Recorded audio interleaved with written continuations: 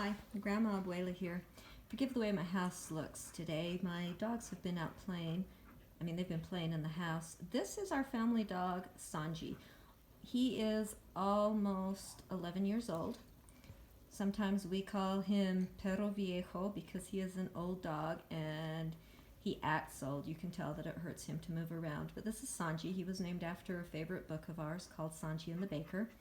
And he is a good dog. I got him right about the time that the kid's dad and I got a divorce, and this was probably one of the best decisions that I ever made because it really helped the kids through a very difficult time in their lives. He's just been such a good, loving dog. Now over here, we have my dog. He's quite a bit bigger. His name is Indiana Jones. Hey, Indy. Hey, Indiana. Well, he doesn't want to look at me. These dogs never perform for me when I'm trying to get them to perform on a video. Anyways, this is Indiana Jones. He's my dog. He's 3 years old, and he is a sweetheart. Love this dog. He will come up to me, and he'll nudge my arm and tell me when he wants to be petted. So just such a sweet dog. And then we have the puppy. And where is that puppy? Zodi. Zodi, come here. Look. Come here, Zo. Oh, now all the dogs are going to come. Okay, and this little girl is Zodi, and she's getting too close to the camera.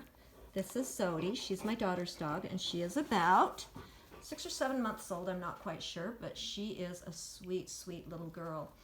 Now, here's what I want to tell you about pets. If you decide to get a pet, and this one's mine, so I knew he'd be my responsibility. That one I got for the kids, and I knew he'd be my responsibility because they were young. This one belongs to my daughter, who's 17. But here's this thing that you need to understand about pets. When you get a pet for your kids, that pet is the parent's pet. Yes, the kids will claim it, the kids will love it. For the first week or so, the kids might even be willing to feed it, clean up after it, but then after that, that's not what's going to happen. The parents are the ones who end up taking care of that dog. And if you're going to have the kid do anything with the dog, plan on being the one who has to remind them constantly, tell them what it is that they need to be doing, getting on them. You may go to bed at night and realize the dog hasn't been fed or watered and you'll have to get up and take care of it. That is the reality of taking care of a dog. So when my daughter asked if she could have a puppy, I had to stop and think about that. The real question wasn't, can she have a puppy? The real question was, am I willing to take on the responsibility of another dog? Because I knew that she would be my dog, essentially, if I let my daughter have a puppy. Hey, little girl, there you go. And the answer was yes. I decided that she needed to have a puppy. She was going through some difficult times in her life at the moment, and I decided, yeah, she needs to have a puppy. Everyone else had been able to have a puppy, and she was just a little kid when we got Sanji, so I went ahead and I let her get this puppy. I got Indiana for me. We didn't have Sanji at the time. He'd gone to live with one of my older sons, and then the son had to move and couldn't have pets, so we got Sanji back. Anyways, I decided that I was going to go ahead and I was going to let her have this puppy. And I realized right from the beginning that the puppy was going to be my responsibility. That's just the way it is when you get a dog.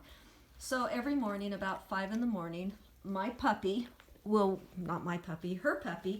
wakes me up to go outside.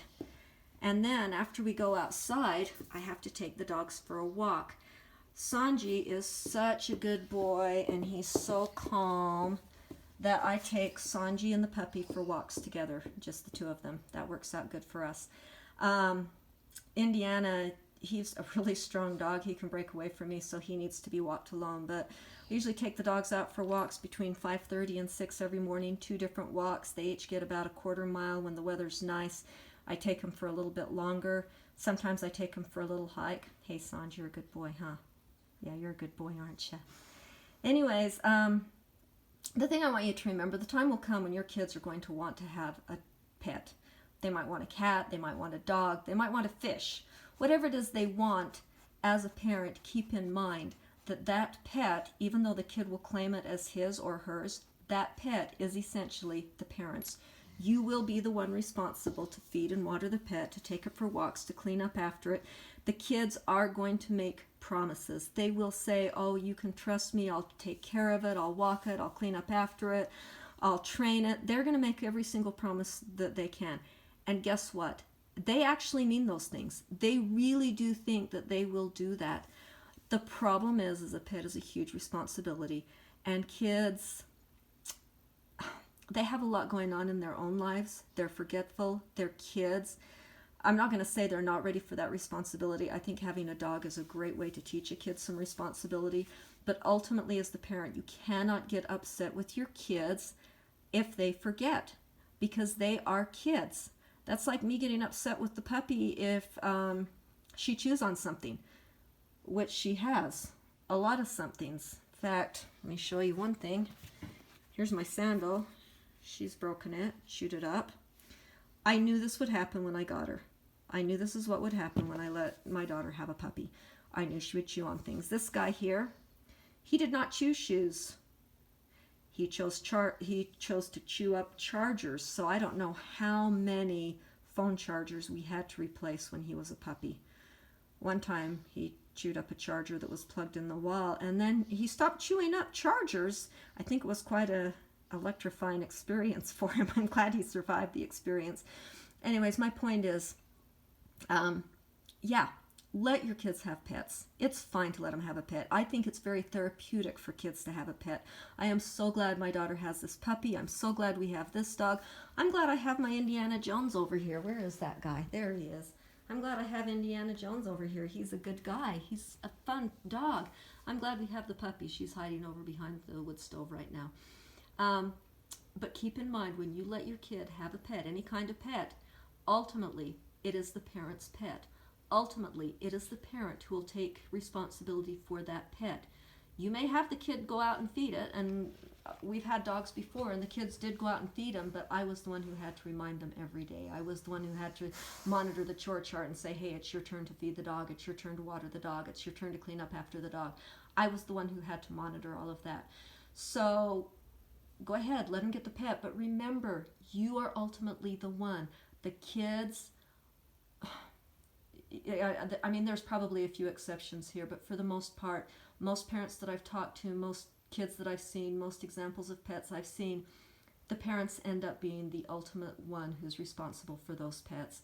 So, yes, do I think kids should be allowed to have pets? Yes, I do. I think that it's very therapeutic, very good for them, but the parents do need to remember they can't be impatient with the kids when they forget, because the kids will forget. Ultimately, the dog, the cat, the bird, the goldfish, whatever it is you have, is going to be the parent's responsibility in the end. And if you're willing to take on that responsibility, then by all means, let your kid have a pet. If you're not ready for the responsibility of having a dog or a cat, then go for the fish. They're so much easier to take care of. Bye.